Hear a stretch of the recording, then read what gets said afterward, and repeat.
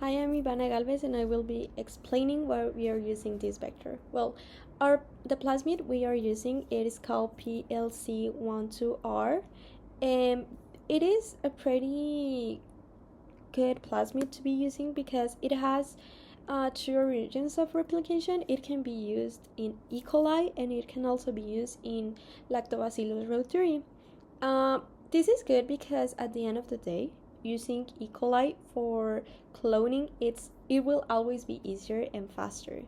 Because at the end of the day, E. coli it's a pretty friendly bacteria for this kind of genetic genetic things that we want to do. Also, we can modify Lactobacillus reuteri so it can be used as a selection marker. Well, first than anything, this plasmid is also good. It has like a pretty organized MCS, so the gene of interest can be put it into it through homologous recombination. If we put homologous ends on both backbones and the gene of interest, it can be put it.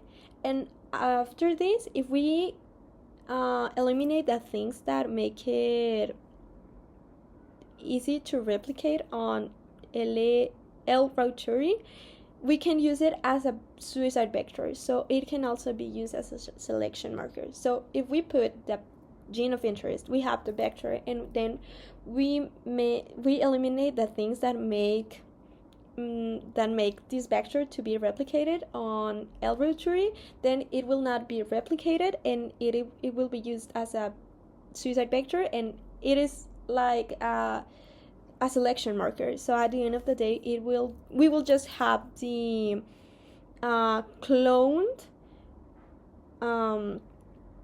vectors and replicating on E. coli. Also, if we need to eliminate the things that we don't want, because probiotic industry has a lot of restrictions, because at the end of the day it's food, and we can use for these